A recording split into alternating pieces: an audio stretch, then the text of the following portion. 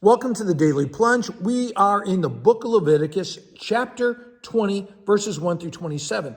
Now, this passage is really sort of like case law, where it says, if you do this, this will be the prescribed penalty. And the reason for all this, as it says in verse 26, is you are to be holy to me because I'm the Lord, and I set you apart from the nations to be my own. Israel and the people of God are to live as a nation of priests. I mean, everyone was consecrated to be priests and to be a witness to what it means to live with God.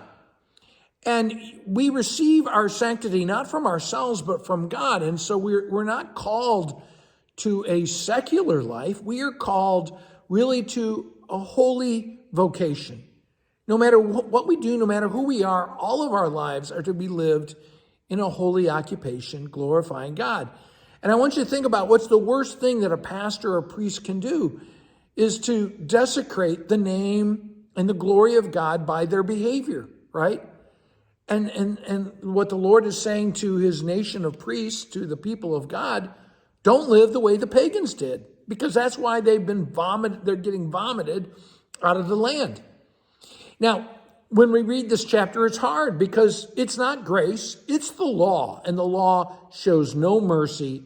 There are severe penalties for living against God. But I want us to ask, why does it offend us that God hates sin so much that he would exterminate it? I mean, after all, the wages of sin, the consequence of sin is death anyway.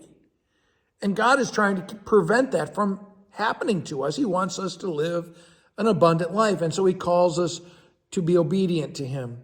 Now, starting off in the first paragraph, he says, now, don't be sacrificing your children to Molech, who is literally a god of death. And what he's saying is, don't be committing spiritual adultery against me with that ugly dead god, right? And don't be killing your children. And then the next one, verse 6, is that you are not to prostitute, you're not to commit spiritual adultery with mediums and spiritists. In other words, with fortune tellers and tarot card readers, palm readers, with necromancers, doing seances with the dead. Again, these are dead gods. Do not be dealing with them. It's spiritual adultery. And in fact, in verse 27, it says, don't have anything to do with those folks. Drive them out, exterminate them.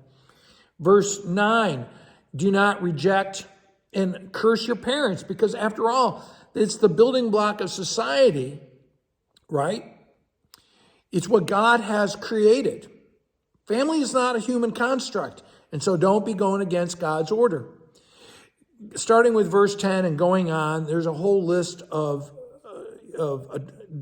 various forms of adultery, incest, homosexuality, and other unclean sexual practices. And what is really being laid out here is that the only appropriate place that God has given us, the only safe place for our sexual expression, is within the intimacy of marriage between a man and a wife.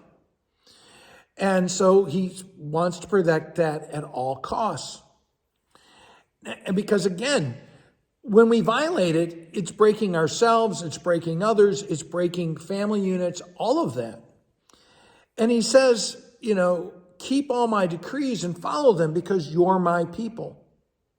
This doesn't apply to the pagans.